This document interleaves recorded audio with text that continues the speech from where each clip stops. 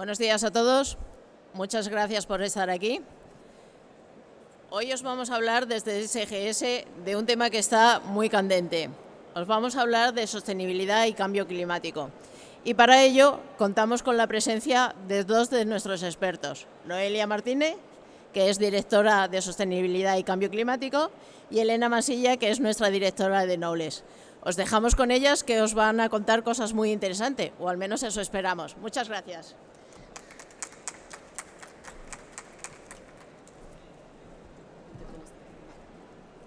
Buenos días a todos, gracias por venir. En un principio, ¿se escucha bien?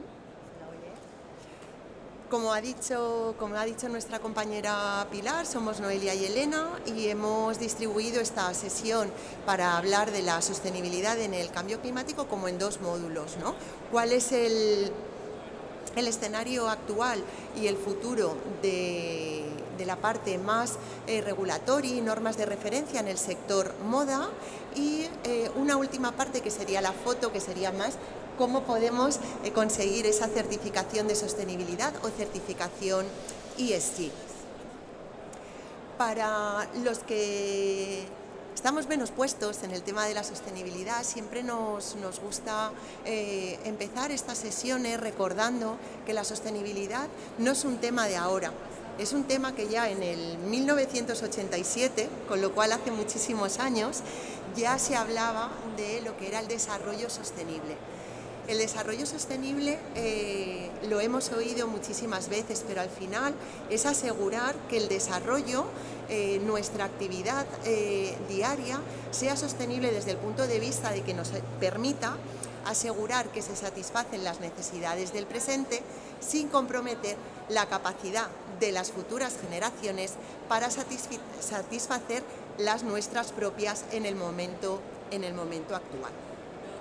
Pero sobre todo quedarnos con que no estamos inventando ahora, 2023, la sostenibilidad. Lleva con nosotros desde antes de los 90, que se dice pronto. A nivel de introducción, ¿cuál es la situación en el sector moda? La industria de la moda reviste una importancia mundial.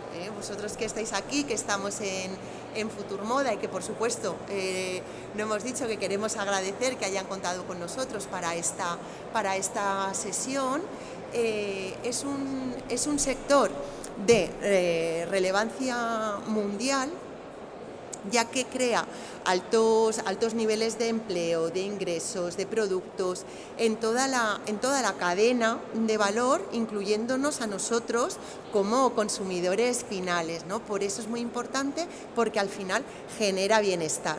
Por eso no solamente hablamos de la patita medioambiental, que luego entraremos a hablar un poquito más de la sostenibilidad como alcance y como paraguas de todo lo que estamos hablando, sino también en el sector moda para nuestro bienestar como personas. Actualmente, y por nuestro cambio de sociedad, el mundo está produciendo, consumiendo más textiles que nunca, ¿no? Antes nos comprábamos una prenda y un calzado y nos duraba unas cuantas temporadas. Ahora nos compramos una prenda y si nos gusta mañana otra, nos compramos otra. Con lo cual, ¿eso qué ha supuesto? Ha supuesto que la capacidad de producción del sector moda haya aumentado muchísimo en el mundo y además nuestra capacidad de consumo ha hecho que también las tasas actuales de generación de residuos hayan subido mucho en contraposición de las que tenemos tan bajitas de la reutilización, second hand y reciclaje de todos los productos que se engloban en el sector moda. Con lo cual, ¿esto qué nos requiere? Pues nos requiere más tierra, que antes no se hablaba de la tierra, ¿no? De los cambios de uso del suelo para aumentar esa capacidad productiva. Nos requiere más agua, nos requiere más consumos de combustibles fósiles, no todos son renovables. Aquí ahora en España parece que todos estamos generando energía con energías renovables, pero tenemos que pensar que este sector es global.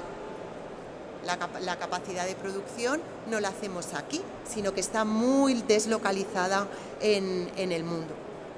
Y por tanto se genera una contaminación creciente que hemos de controlar y evaluar tanto en el aire, en el agua e, insisto, en el suelo, que era uno de los vectores de los que menos se hablaba y que ahora, sobre todo con las nuevas directrices que nos vienen en Europa, muy ligado al cambio climático, se está incorporando como un pilar fundamental para entender nuestra capacidad de cambio en la Tierra.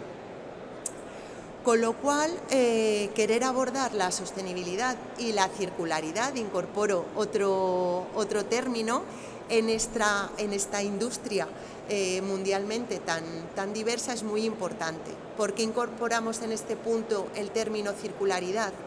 Porque en el sector moda, con todos los sectores industriales y productivos que engloba en toda su cadena de suministro y comercialización, es muy importante si incorporáramos un enfoque de ciclo de vida y circularidad para poder reintroducir en el proceso y ser capaces de optimizar, minimizar los recursos que hemos comentado.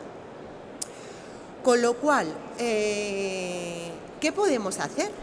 Bueno, pues podemos alinearnos, podemos contribuir a los objetivos de desarrollo sostenible, teniendo en cuenta todos los sectores que se incorporan en nuestro sector moda, en el sector textil, calzado, etcétera, para que nos ayuden a ver el camino, ver sobre qué objetivos podemos actuar y sobre qué metas podemos tomar decisiones que permitan que nuestras actividades industriales, logísticas, comerciales sean más sostenibles.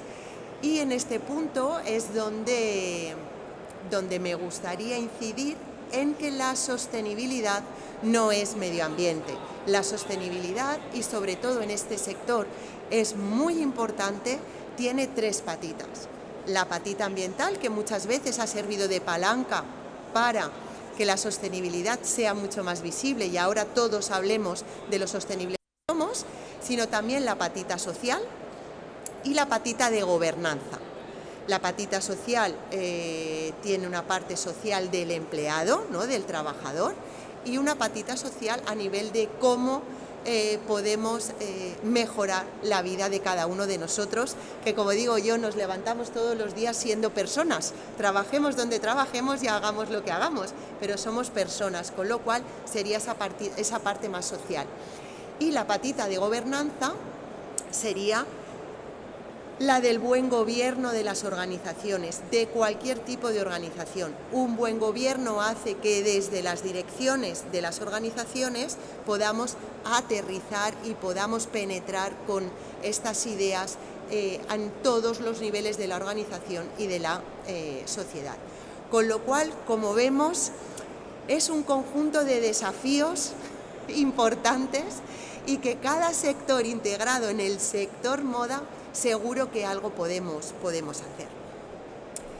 ¿Por qué el sector moda es tan importante, es tan global y es tan complicado desde el punto de vista de su diversidad? Porque el proceso de producción de un producto de la moda lleva desde el calzado, desde el textil, desde los accesorios que nos ponemos, con lo cual, ¿qué fases tenemos que tener en cuenta para ver dónde podemos optimizar nuestro proceso? Bueno, pues es que tenemos desde el sector agricultura con la producción de fibras naturales, tenemos la parte más química en la producción de fibras sintéticas, tenemos en esa parte de química la fabricación de tintes. También no nos olvidemos de esa parte natural, pero que al final requiere del sector química, la elaboración del textil como tal a nivel fabril con una parte muy social, porque todavía no hay una elaboración, es manual en muchos aspectos de la cadena, la parte de confección. Sí, hay muchas máquinas que confeccionan, pero también hay muchas personas que confeccionan. Hay muchos lugares en el mundo donde hay muchas personas que confeccionan. Y luego el comercio. El comercio es uno de los vectores, una de las fases donde nosotros como personas también podemos incidir en ese uso, desuso y reuso. Es decir, si nosotros cada día pensáramos qué podemos hacer, bueno, pues seguro que podríamos hacer algo más. Pero también las organizaciones de cada uno, ¿no? de estas partes más de fabricación. Es decir, si yo pienso a dónde va a llegar, pues seguramente podré incidir o tomar una decisión a nivel del inicio, ¿no? De qué materias primas voy a utilizar, qué colorantes, qué tintes, qué químicos. Con lo cual, ¿cómo llamamos a esta manera de pensar? Enfoque de ciclo de vida. Es muy importante esa perspectiva para pensar que nuestro producto, ¿dónde va a llegar al final? ¿Queremos que llegue a un vertedero y punto? ¿Queremos que nuestro producto evite llegar al vertedero y se pueda reintroducir en la cadena, pasar por en un circuito de segunda mano, separar los diferentes componentes de nuestro producto para que se puedan reutilizar? Si nosotros ya lo pensamos desde la fase de diseño, podemos lograr una mejora en el fin de vida de nuestro producto. Con lo cual es muy importante que cambiemos nuestra perspectiva y pensemos en ciclo de vida, dónde queremos llegar para tomar decisión desde el inicio. Con lo cual, como os decía, no solamente somos nosotros que tenemos una fábrica aquí en el entorno de Alicante, sino que además nosotros tenemos que comprar, es decir, tenemos que pensar en nuestra cadena de suministro. E insisto, los sectores son tan diversos en este sector que cambia y complica muchas veces nuestro día a día. Porque lo que os decía, ¿no? El sector agrícola, el sector ganadero, el sector químico, el sector manufacturero, la logística, el comercial, la gestión de los residuos, ¿vale? No vamos a entrar en lo que es la regulación de cada una de estas fases, porque no es el objeto de la sesión, pero sí nos gustaría incidir que para lograr la foto, el sello, la certificación, que mi compañera Elena os va a contar, al final tenemos que partir de la base de un cumplimiento legal. Tenemos que cumplir la legislación y las normativas de referencia para que en la foto salgamos guapos. No podemos hacernos una foto donde salgamos guapos y luego no haya nada detrás, ¿vale? Porque estaríamos haciendo greenwashing y no es lo que queremos. En cada uno de estos sectores y en cada una de estas fases productivas hay una regulación y por tanto tenemos que disponer de especialistas que nos ayuden a cumplirla. Aquí, si estuviéramos en España o en Europa, y en las otras partes del mundo de las que seguro nos vamos a proveer, ¿vale? Con lo cual, tenemos que tener en cuenta esa parte y luego también a nivel de la sociedad en la que vivimos, cómo queremos pues, ponernos en el mercado, posicionarnos, ¿no? Desde la parte más de la logística y tienda tradicional, como ahora mismo todo el e-commerce. Esto hace unos años no lo teníamos, no comprábamos por internet. Eso ha supuesto una nueva manera de comprar y de generar impactos, ¿no? En cuanto a la sostenibilidad, tanto a la parte social como a la parte ambiental, muy ligada, por ejemplo, al cambio climático, como a la parte social. Además, los consumidores nos hemos vuelto muy exigentes, porque si no nos llega hoy el paquete, tenemos, un problemón.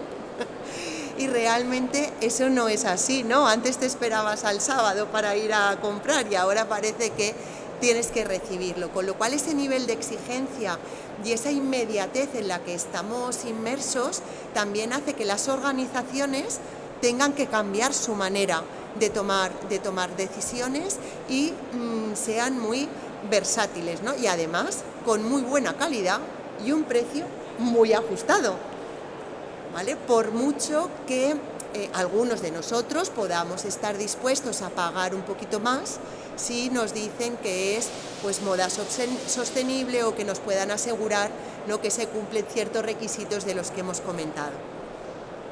Y luego, por supuesto, el uso. Ahí en el uso somos todos nosotros. Y ahí nosotros como personas, como consumidores, también tenemos que incorporar ese enfoque de ciclo de vida para que en nuestro uso, bueno, pues podamos cambiar algunos de nuestros hábitos. Es verdad que el COVID trajo un cambio en nuestra manera de ver ciertas cosas y en los hábitos de nuestras casas, pero se nos olvida pronto, ¿vale? Y entonces pues tiramos sin tener muy en cuenta, ¿no?, a dónde va a llegar esa prenda o cualquier otro producto que podamos generar en casa. Con lo cual, bueno, esta fase de uso es muy importante.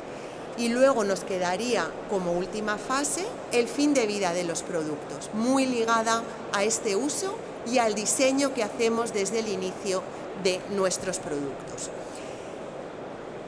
Como veis, el sector no solo engloba diferentes sectores, sino muchas fases en las que todos podemos tener influencia y en la que actualmente, por ejemplo, nosotros como SGS, a nivel de las líneas o de los servicios que damos a nivel global, vemos cómo también van cambiando, ¿no?, a nivel más de testing, a nivel más de las auditorías sociales que se pueden hacer en proveedores de países muy lejanos, de cómo a nosotros, ¿no?, nos piden aquí, por ejemplo, en la zona, en un entorno más local, las empresas del sector que quieren cambiar su posicionamiento, pero desde un punto de vista real y aterrizado, poniendo en bonito todo lo que llevan 20 años haciendo a nivel mundo.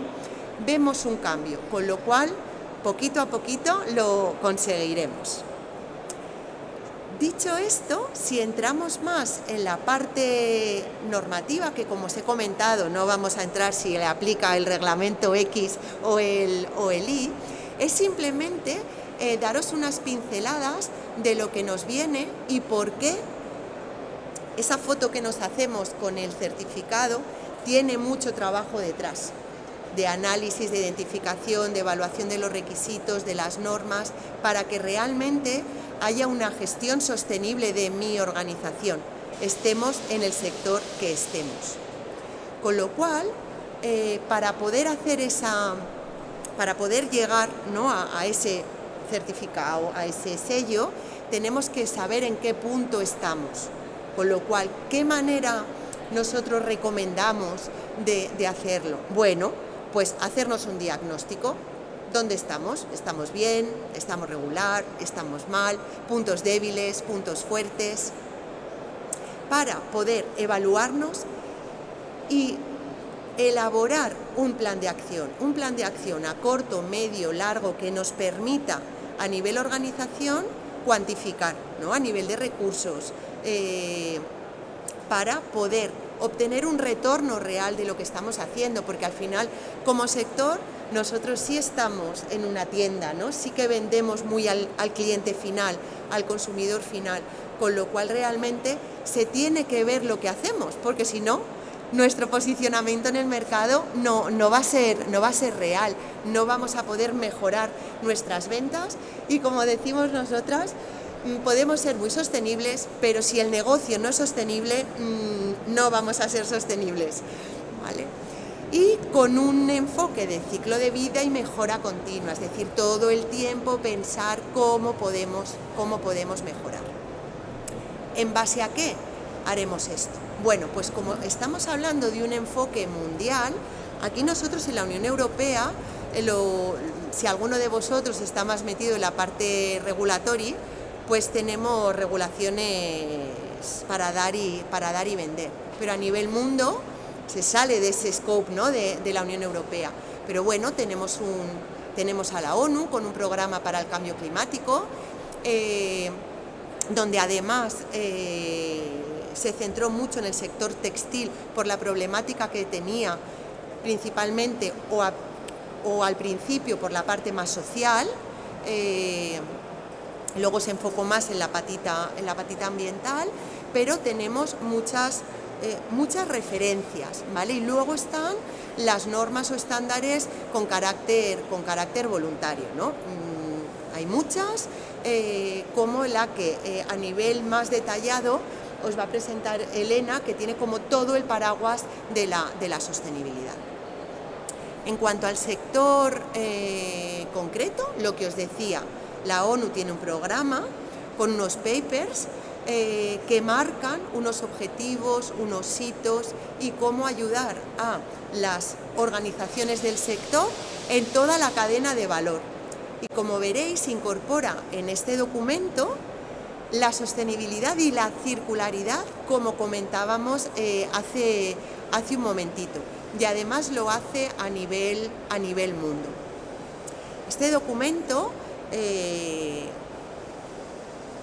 tiene 5 objetivos claves, ¿vale? Es decir, es lo que os estaba comentando. Marca unos objetivos, unas recomendaciones y cómo se puede acompañar a las organizaciones para que mejoren. No nosotros, que al final somos bastante privilegiados, sino en otras zonas del mundo donde quizás sus circunstancias no son tan ventajosas como las nuestras.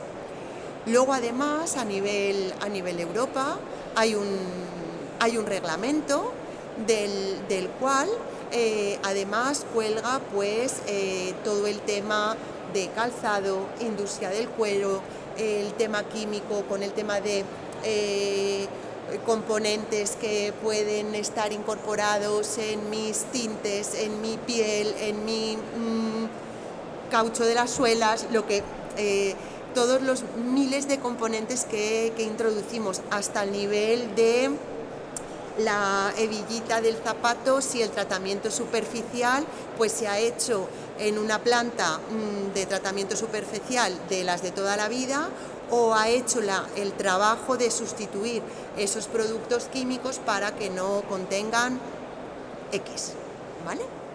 Bueno, con lo cual la normativa es compleja y para cubrir toda nuestra cadena de valor tenemos que pensar desde el principio, ¿no? Desde dónde viene nuestro algodón, con lo cual agricultura, desde dónde viene nuestra lana, ganadería, desde dónde fabricamos, la industria, el comercio, el transporte, cómo etiquetamos, qué sustancias peligrosas tenemos, las tenemos registradas, no las tenemos registradas, cumplimos con la legislación sectorial que les aplica, cómo gestionamos nuestros residuos, cómo medimos nuestras emisiones, cómo tenemos nuestro balance de aguas, energía y demás.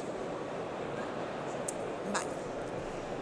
Lo que os decía, a nivel Europa, no solamente tenemos estos reglamentos que por supuesto son de aplicación, sino además tenemos para este sector una hoja de ruta a medio largo plazo, ¿vale? Lo que llamamos pues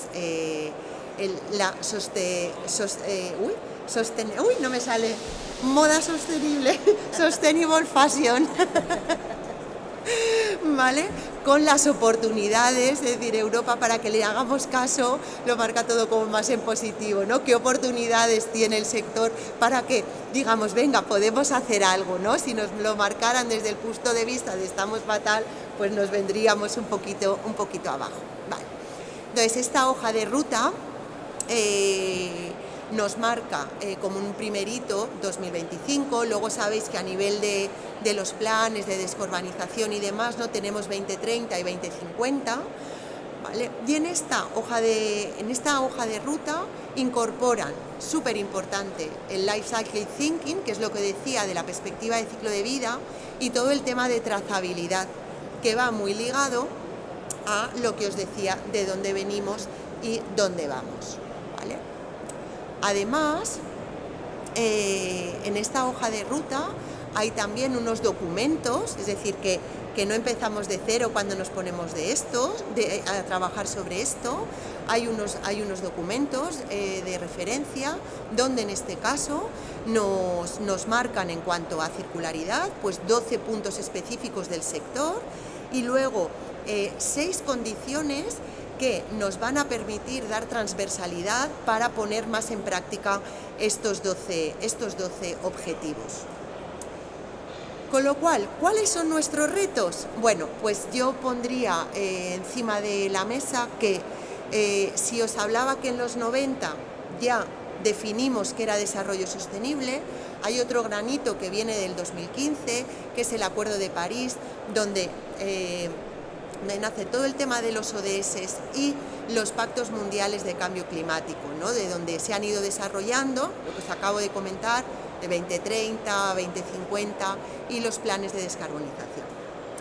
Ya en el 2019 la Unión Europea publica el Gran Pacto Verde, ¿vale? Y justo en el 20 sabéis lo que nos pasó, que fue el COVID. ¿Qué pasó en el COVID? Que con este Gran Pacto Verde de la Unión Europea se dijo, vale, ok, nosotros como Unión Europea os vamos a ayudar, nos vamos a ayudar a los países miembros a recuperarnos de este palo, pero lo tenemos que hacer de forma sostenible, con una visión verde, ¿vale? Son todos los planes que tienen todo el tiempo una evaluación de impacto ambiental de nuestras inversiones.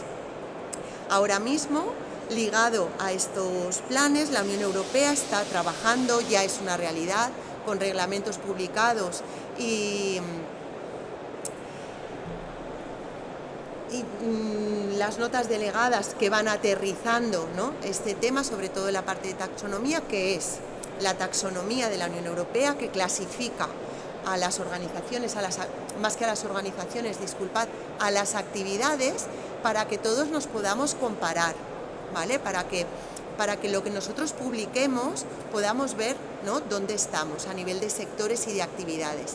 Y el otro punto importante es la nueva directiva CSRD, que es la directiva de comunicación, la de reporting, ¿vale?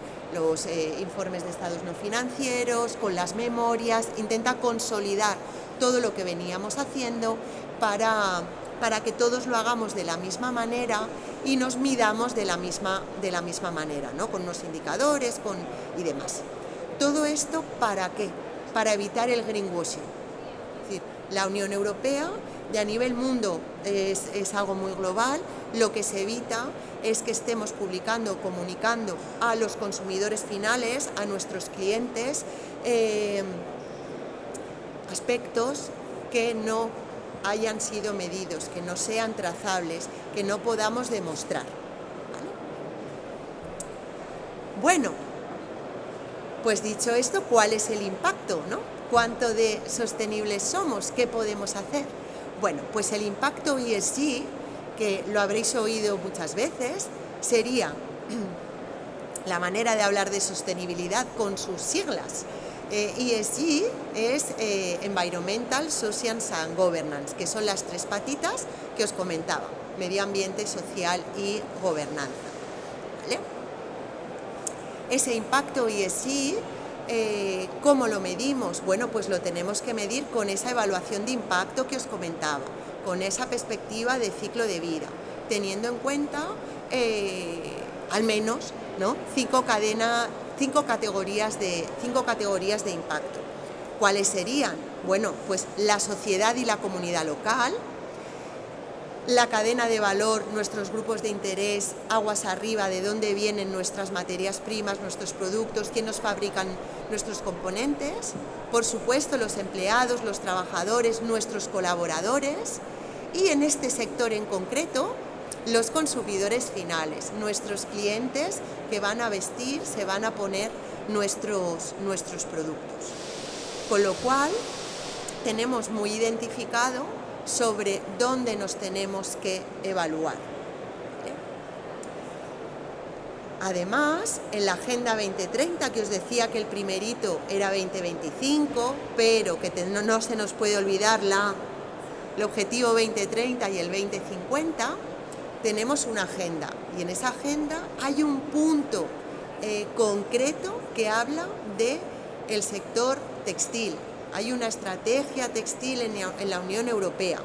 Y además, como tenemos que tener en cuenta, ¿no?, la agricultura, la ganadería, la extracción de materias primas, demás, también hay un desarrollo súper potente ligado al cambio climático y lo que estábamos comentando del suelo, ¿vale?, para la parte de agricultura y ganadería, de ese organic farming, ¿no? Cómo podemos fomentar esa producción de nuestras fibras, de nuestras materias primas de la manera más natural y sobre todo con la capacidad de dar retorno a las comunidades locales, es decir, esa patita social que al fin y al cabo son los que están en el campo, por ejemplo.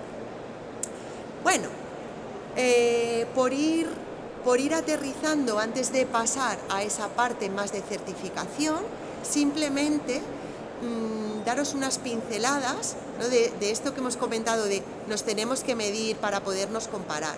Al final, en este sector se ha dado mucha importancia a esa circularidad, ¿vale?, porque tenemos que intentar darle una segunda vida a los productos que ponemos en el mercado. Para ello tenemos nuestro plan, ¿no? Aquí en España tenemos este plan que nos sirve de referencia a nivel europeo y a nivel mundo. ¿Cuáles serían esas métricas? La parte de ciclo de vida, que ya os he comentado. La parte de cambio climático, todos hemos oído hablar de la huella de carbono, todos hemos oído hablar de la huella de carbono alcance 1 y 2, que es sobre las que tenemos control. Pero ¿qué pasa con alcance 3, ¿no? ¿Qué pasa fuera de nuestras puertas? Pues eso es importante que empecemos a valorarlo, que empecemos a cuantificarlo. En este sector, además, tenemos un alto consumo de agua, con lo cual tenemos una alta capacidad de generar vertidos de aguas residuales, con lo cual no solamente tenemos que hablar de huella de carbono, que parece que ahora solo medimos huella de carbono, tenemos que incorporar también en nuestra métrica la huella hídrica, con el estándar que sea, pero midámonos, ¿no? ¿Cómo lo hacemos desde esa perspectiva de balance, ¿no? ¿Qué es lo que entra, qué es lo que sale, qué es lo que puedo reintroducir? Todo el tema de los etiquetados y los ecoetiquetados, ¿no?, tanto los de la florecita europea como la declaración ambiental de producto, incorporando ciclo de vida.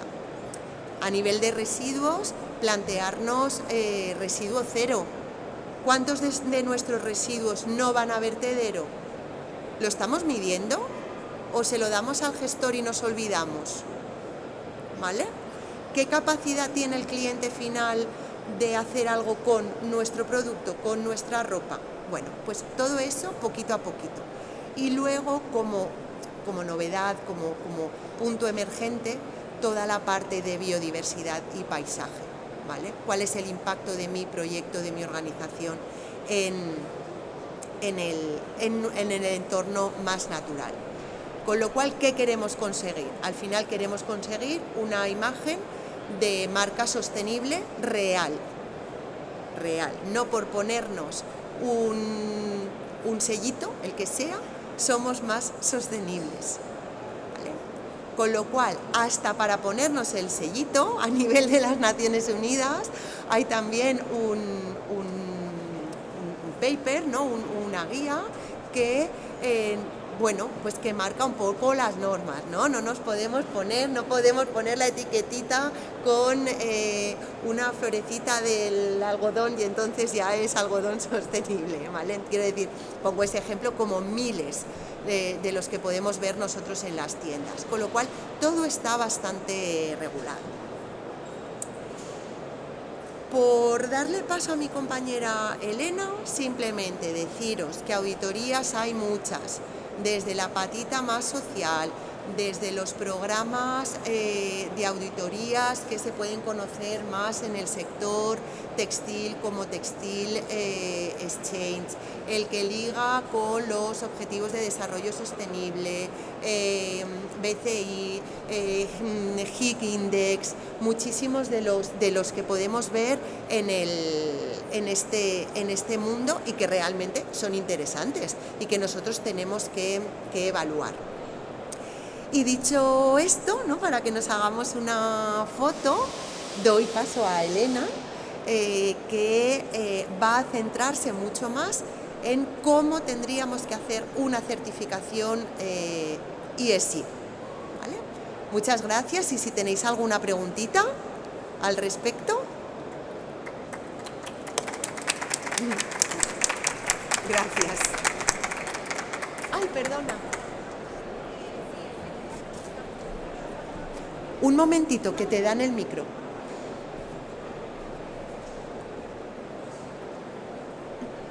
Me siento importante. Mira, has hablado del greenwashing y yo... ¿Hola? Ah, vale.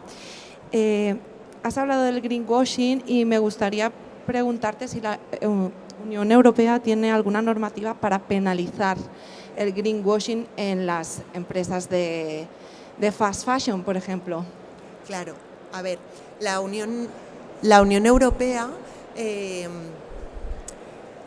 en su capacidad de regulación, no es penalizadora, es decir, en el inicio, ¿no?, sino que intenta dar las directrices para evitar el greenwashing.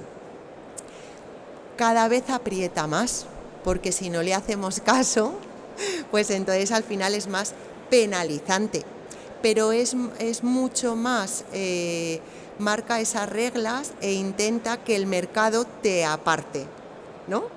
Más que penalizar en el propio documento que emita la Unión Europea como paraguas con muchísimos países miembros y demás. Luego puede crear estos... ¿no?, de las directivas o de los libros blancos, como antes se publicaban, ¿no?, los libros blancos que marcaban un poco las reglas. Está la directiva, está el reglamento y luego está ahora con estas notas delegadas, ¿no?, muy a nivel de grupo de trabajo, por ejemplo, de EFRAG, ¿vale?, que aterriza más, ¿no?, para cada sector, para cada actividad, para cada vector. Pero es una obsesión el tema del greenwashing para la Unión Europea. Por ejemplo, ahora hay un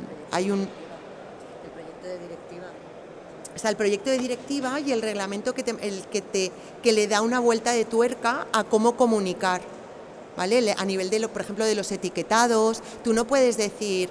Voy a poner un ejemplo que no sé si me hace muy mayor, que es cuando salieron los zumos, había unos zumos que eran bio, ¿no?, y ahora son bifrutas, o bi no sé qué, o bi leche, o bi tal, ¿vale? ¿Por qué? Pues porque la Unión Europea reguló que no podían ser bio, porque eran bios esos zumos, porque eran muy buenos y muy guays y muy naturales. Pues como tal, entonces... Eso sigue, y si entras a menudo en la web de la Unión Europea en ese punto, siguen publicando y siguen como borrando frases que no podemos poner. Es como la capacidad más penalizante, ¿no?, que preguntabas. Sí, pero no existe, o sea...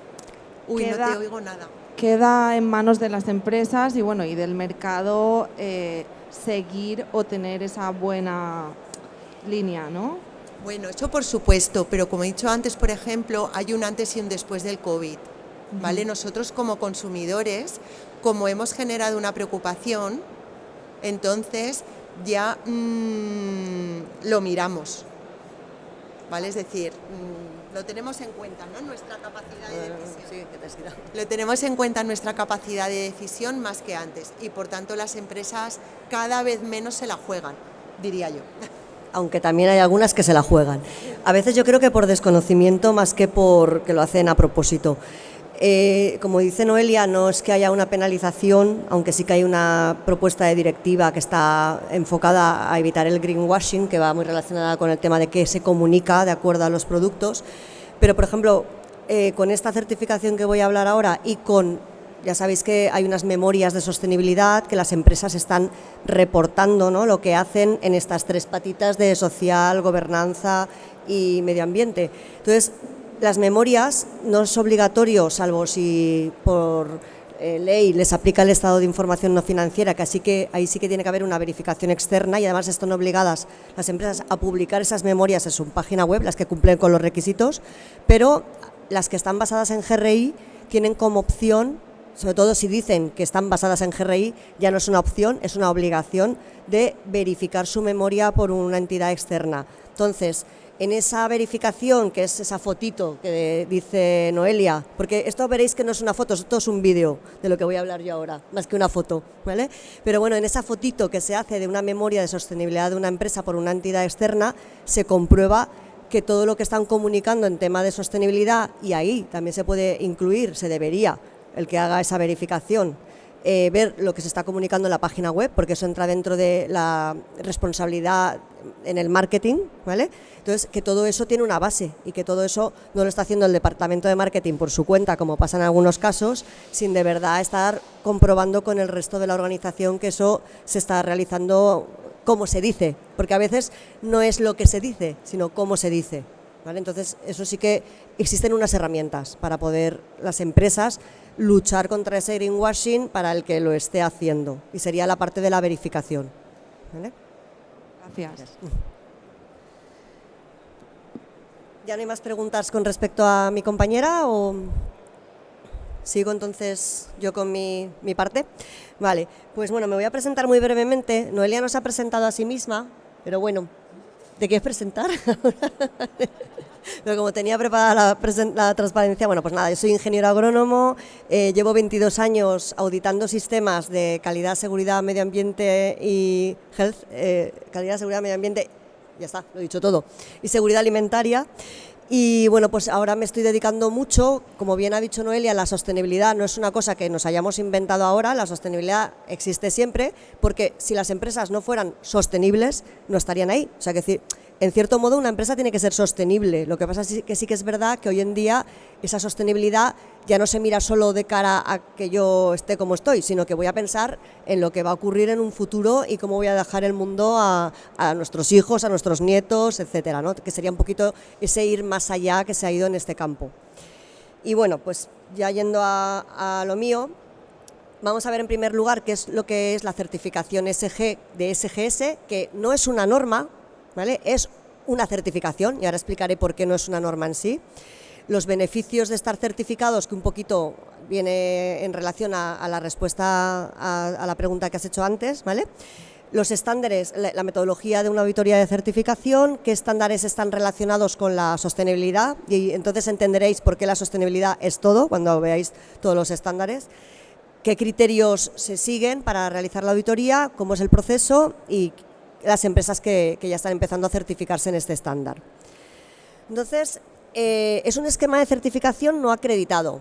Esto es importante que lo sepáis, porque la acreditación, digamos, que es cuando alguien más va a comprobar que al que emite el certificado está siguiendo unas reglas, ¿vale? En este caso, como es una norma nueva, como es un certificado nuevo, perdón, no es una norma, como es un certificado, una certificación nueva, no existe acreditación y no tenemos a un tercero que venga a ver que hacemos las cosas bien. Pero nosotros, como empresa multinacional, internacional y con muchos códigos de ética y muchos procedimientos, con nuestro propio prestigio, os podemos decir que si certificamos a una empresa en ESG es porque de verdad lo está haciendo bien, porque si no, no tendría sentido vender esta certificación, obviamente, porque si nosotros mismos permitimos que haya greenwashing en las empresas que certificamos, pues esto no tendría sentido.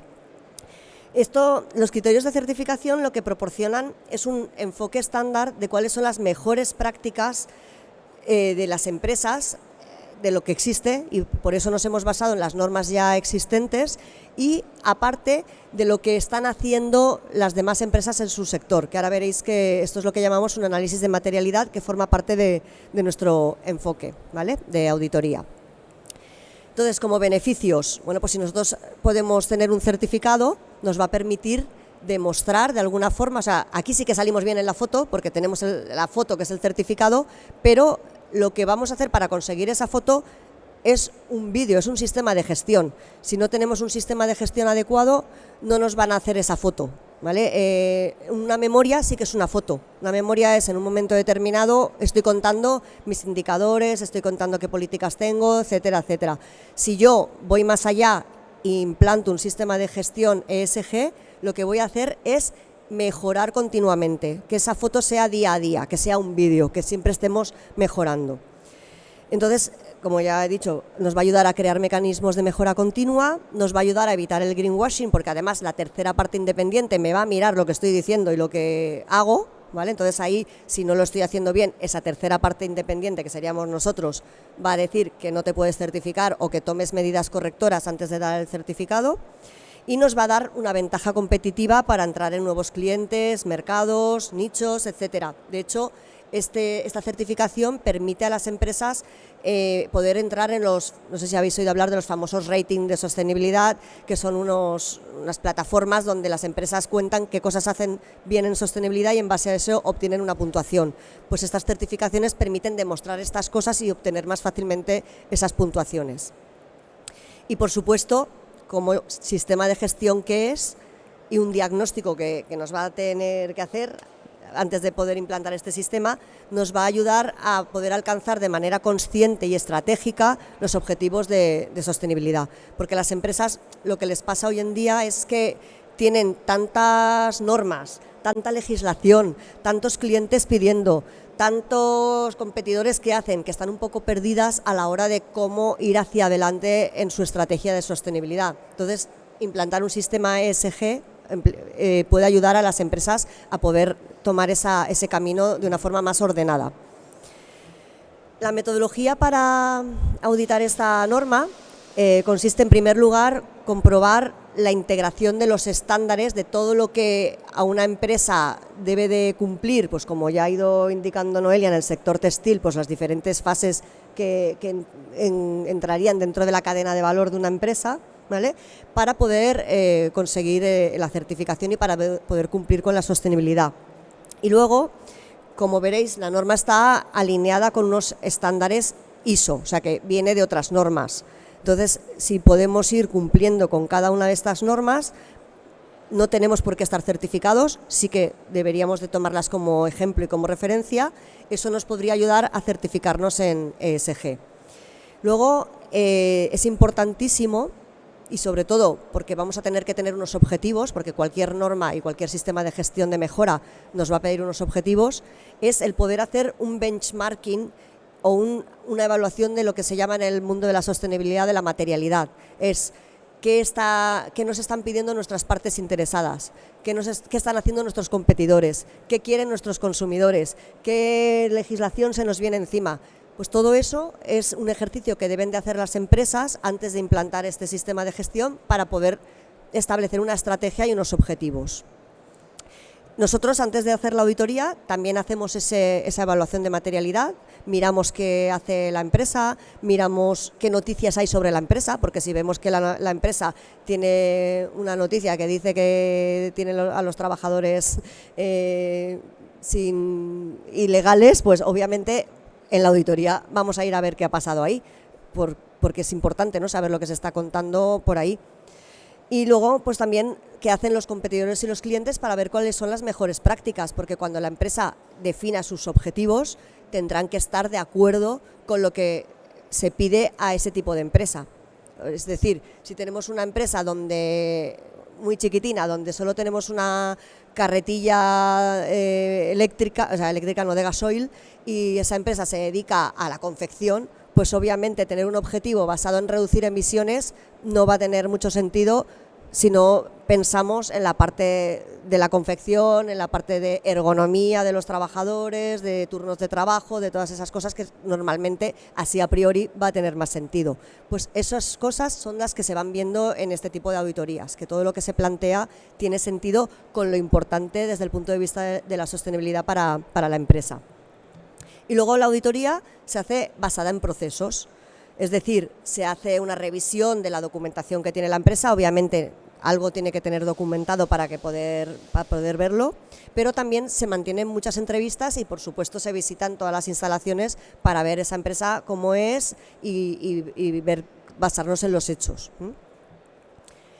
Entonces, para confeccionar esta norma, lo que se hizo es una búsqueda y un estudio de todas las normas y estándares que existen en materia relacionada con sostenibilidad.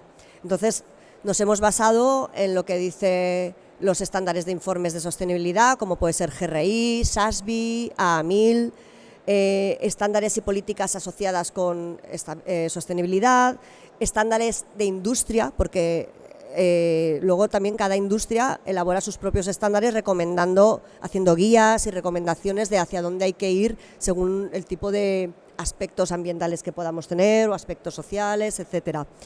También se tienen en cuenta las normas relacionadas por la parte de medio ambiente, con lo que es los gases de efecto invernadero, el cambio climático, como podrían ser pues las normas que veis ahí, ¿no? De ISO 14064, SBTi, etcétera. Energía, agua, pues es la ISO 50001, la Alianza para Water Stewardship, etcétera. En el tema social se han tenido en cuenta pues las normas relacionadas, por ejemplo, la SA 8000, que está relacionada con las condiciones laborales y la remuneración de los trabajadores, la salud y seguridad ocupacional, como podría ser la 45001, la seguridad y salud de las comunidades, como la ISO 14001, privacidad y seguridad de datos, la ISO 27001. Bueno, pues han ido viendo todas las normas que pueden estar relacionadas con la sostenibilidad. Y aquí veis un poco claramente dónde hay regulación en cuanto a normativa para cada uno de estos apartados que ha ido comentando antes Noelia. En el tema de gobernanza, que parece que siempre se nos olvida un poco, pero es un tema muy importante, porque si no hay buena gobernanza, si una empresa tiene pérdidas, no va a ser sostenible. O sea que también nunca hay que perder de vista que las empresas tienen que ganar dinero.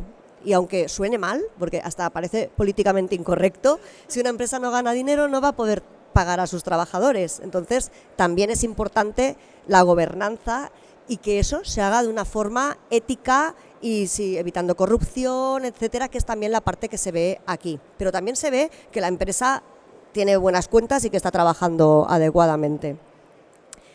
Entonces, aquí estarían un poquito los criterios que utiliza el auditor cuando va a hacer la auditoría de una empresa en ESG, ¿no?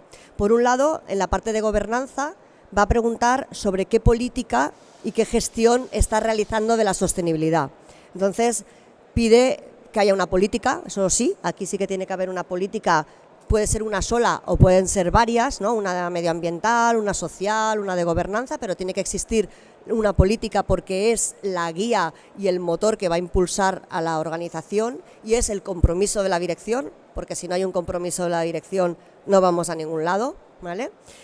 Y luego, si la empresa ha hecho una evaluación e impacto y riesgos de sostenibilidad, porque si no ha hecho esa evaluación de impacto y no sabe en qué situación está, no va a poder establecer unos objetivos claros ni adecuados para mejorar en este camino.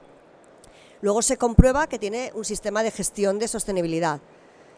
¿Quién es el responsable de sostenibilidad o los responsables de sostenibilidad? ¿Cómo eso se lleva a cabo y se traslada todas las directrices a los diferentes departamentos? ¿Cómo se hablan? Porque aquí en el tema de sostenibilidad se va a tener que hablar mucho entre departamentos, que no haya departamentos estancos. Si marketing va a publicar algo, tendrá que hablar con medio ambiente, si está relacionado con temas medioambientales. Si producción tiene un problema, también lo va a tener que comunicar porque puede afectar al tema social, porque cambiamos turnos. Bueno, pues todo esto es un poco lo que se ve en esta auditoría, cómo se integra todo esto dentro de la organización.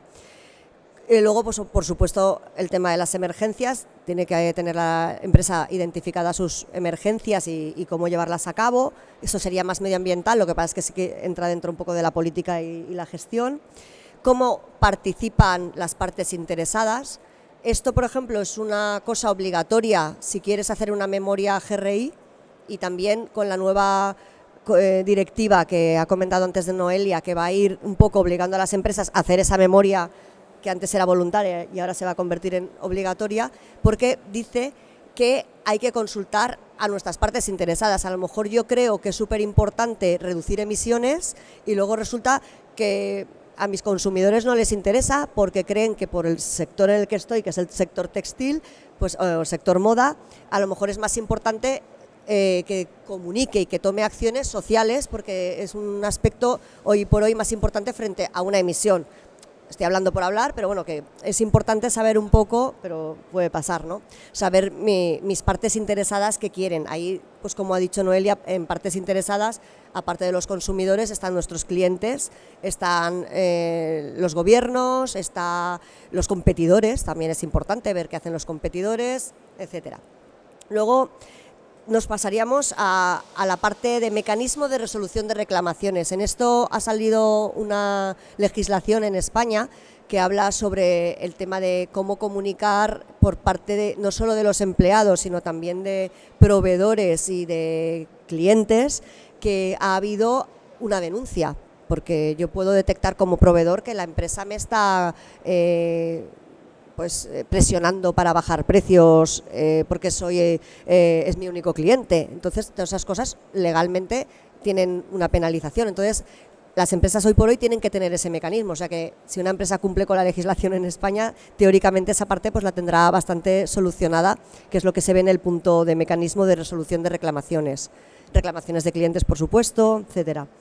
Luego ya se ve el módulo de integridad empresarial, donde se ve la parte de compliance, ¿no? De que ver cómo la empresa se asegura de que cumple con la legislación, de que todo el mundo es consciente de cómo puede y cómo no puede cumplir con la legislación, la parte de corrupción, qué políticas tenemos para evitar la corrupción, que tenemos que tener también un código de conducta, no solo para nosotros, sino también para nuestros proveedores, porque poquito a poquito tendremos que ir metiendo también a los proveedores un poco porque si nosotros lo estamos haciendo muy bien, pero luego todos los proveedores están vertiendo al río, pues obviamente ahí tampoco vamos a tener un problema como empresa, porque también nos tenemos que asegurar de a quién le estamos comprando.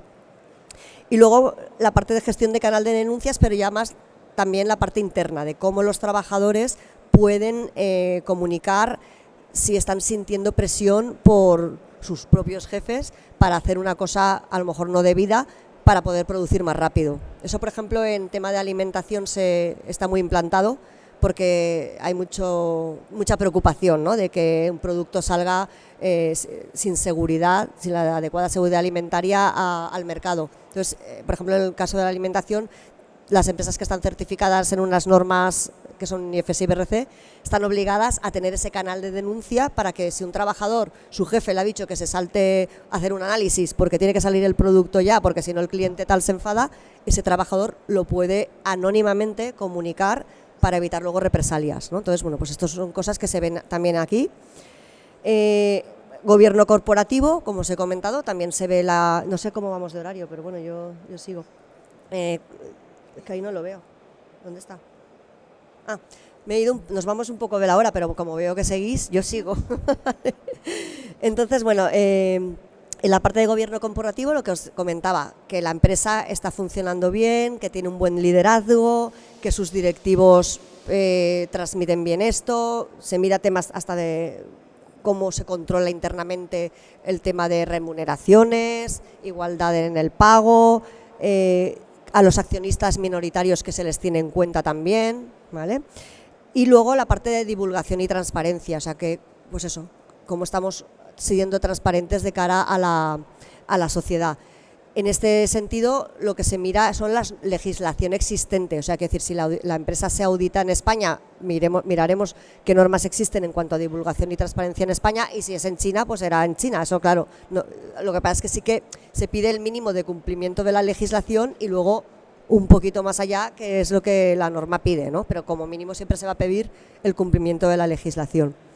Luego, pues nada, cambio climático, no me voy a extender porque ya ha estado hablando Noelia, pero se ve pues, todos los aspectos ambientales que pueden afectar a una empresa, y en la parte social, ¿no? De capital humano, pues que se tiene un sistema de seguridad e higiene en el trabajo, tema de derechos humanos, derechos laborales, productividad, que nos está explotando ahí a los trabajadores 12 horas al día. Reducción de la plantilla, pues también ver que ahí se puede llevar a cabo. Si hay una reducción de la plantilla, la gente no tiene sobre esfuerzo mental, la salud y la seguridad y protección de la comunidad. Y luego, por supuesto, súper importante, también es sostenibilidad, la calidad y la seguridad del producto. Entonces, bueno, pues se ve un poquito el producto, si se dispone ya de un sistema de calidad, pues nos sirve, o sea, ya podemos comprobar que la empresa está cumpliendo, pero se ve realmente que el producto pues se hace con la calidad que toca, las inspecciones que tocan, y se mantiene, muy importante hoy en día, la seguridad de datos y privacidad de cara a los clientes y posibles consumidores. Esto se me ha olvidado comentarlo, cuando hacemos la auditoría, si la empresa ya está certificada con alguna de las normas que están relacionadas con estos puntos, los tiempos de auditoría son menores, porque se entiende que la empresa esos puntos ya los está cumpliendo y no los vamos a auditar doblemente. Se podrá mirar alguna cosita, pero no entramos ya a auditar lo que otro ha auditado, ¿vale? Y luego, bueno, pues el proceso de certificación sería como el proceso de cualquier norma, ¿no? Primero pedimos los datos a la empresa para poder elaborar la oferta, pasamos a la firma del contrato y realizamos esa evaluación nosotros también de la materialidad para ver lo que vamos a esperar que esa empresa nos diga que se ha planteado como objetivo y que tiene para llevar a cabo el camino para la mejora de la sostenibilidad. Se realiza la auditoría y si se emiten no conformidades, lo que se le pide a la empresa es un plan de acción. Dependiendo del tipo de no conformidad, se acepta el plan de acción o se vuelve a la empresa para ver que se ha subsanado, porque si, por ejemplo, vamos a una empresa que quiere auditarse en ESG y vemos que no está cumpliendo con las medidas de seguridad y salud laboral en las instalaciones, obviamente no nos va a servir un plan de voy a hacerlo, vamos a tener que volver para ver que esas medidas se están cumpliendo. Entonces, una vez, dependiendo del tipo de no conformidad, se ha visitado de nuevo la empresa o se ha comprobado el plan de acción, se emite el certificado. Y esto es como cualquier otra auditoría de certificación, es un ciclo de 3 años donde se realiza un seguimiento anual de menor tiempo que lo que sería la certificación, porque la empresa ya, digamos que ha dado una garantía de que tiene ese vídeo funcionando y que nos lo vamos a encontrar funcionando cuando volvamos en los diferentes seguimientos y en la renovación, que sí que es un poquito más tiempo, a los 3 años. Entonces, aquí estaría el certificado que damos y luego, bueno, pues deciros que ya tenemos unas cuantas empresas que están certificadas. Como es una norma nueva, pues ahora casi todo el mundo está diciendo que es el primero, ¿vale? Entonces, en este caso, esta fue la primera empresa que se certificó en Europa. Luego estaba también Canon Electrics en Japón, esta creo que era en Italia, y bueno, tenemos en varios países, en Brasil, en Italia, en Estados Unidos, ya empresas certificadas, y bueno, os animo si podéis comentar a vuestras empresas o a vuestros clientes que esta norma existe y que está muy bien para poder mejorar en temas de sostenibilidad, pues aquí estamos. Y nada, muchas gracias, y si tenéis cualquier pregunta, pues aquí. Gracias. Gracias. Hola, buenos días. Gracias por la ponencia. Yo tenía una pregunta. No he entendido muy bien eso de que no hay un tercero que compruebe la puesta en marcha. Porque ¿esto qué es? ¿Una norma? Es que hay algunos términos que no me han quedado claros. Es una certificación, no es una norma. Ah, como hablabais Porque de norma todo el rato. No hay una norma. No hay una norma. Todavía no ha salido ninguna norma internacional ESG como tal. Entonces, cada entidad de certificación, las que lo han considerado conveniente, han elaborado su propia certificación y en nuestro caso sería esta. Sí, pero como has dicho al principio, no hay un tercero que nos evalúe la puesta en marcha de esta certificación. Entonces lo que estás preguntando es el tema de la acreditación. Sí, las Vale. dos cosas. O sea, No, hoy por no hoy hay. no hay una acreditación porque no hay una norma todavía elaborada. Entonces, si algún día se elabora esa norma, pues supongo que iremos todos a por esa. Pero como hoy en día no hay ninguna norma internacional que esté reconocida en ese sentido, ni acreditación, es no acreditada. Ujú. Ya. ¿Y cómo convencemos a las empresas para poner en marcha esta certificación si no hay un tercero que evalúe Es que no el tiene por qué haber un procedimiento? tercero. ¿No? No, nosotros hemos estado certificando la norma OSAS antes de que fuera la ISO 45001 durante no sé cuántos años, no sé si 10 años. Las empresas se certificaban igual y no existía acreditación. Y no existía acreditación porque en ese momento en España la Entidad Nacional de Acreditación no quería meterse en esa norma porque la veía peligrosa por si había algún accidente laboral y tal. Pero es que al final un accidente medioambiental también es súper importante y también puede traer muertos. Lo que pasa es que al final sí que ENAC entró y dijo voy a acreditar la OSAS, que luego se convirtió en ISO 45001, pero las empresas se certificaban igual, porque realmente nosotros seguimos trabajando igual, o sea, nosotros no trabajamos de forma diferente. SGS, tanto si está acreditado como si no está acreditado, utiliza los mismos auditores, sigue los mismos procedimientos y somos igual de estrictos y de rigurosos en nuestro trabajo. Entonces, la acreditación es como alguien más que dice, esto es verdad, o sea, que viene bien, o sea, está muy bien poderla tener, pero si no existe, no podemos inventarla. Ya, pero veía difícil eso. ¿Cómo, como nos habéis dicho, cómo convencer a una empresa de la puesta en marcha de esto? Hombre, porque de hecho hay muchos GRI, por ejemplo, lo que son las memorias de sostenibilidad también son voluntarias y tampoco hay acreditación y las empresas verifican sus memorias con terceros independientes. Entonces, lo importante es que el tercero independiente dé el suficiente prestigio y credibilidad para que la empresa se sienta segura de que su certificado va a ser reconocido. En nuestro caso, por ejemplo, nosotros somos una empresa que estamos en no sé cuántos países a nivel internacional y se nos reconoce, o sea, ni siquiera necesitamos la acreditación. De hecho, lo que te estaba comentando de la OSAS, nosotros al final nos acreditamos porque nos vimos obligados, pero no nos interesaba. Claro.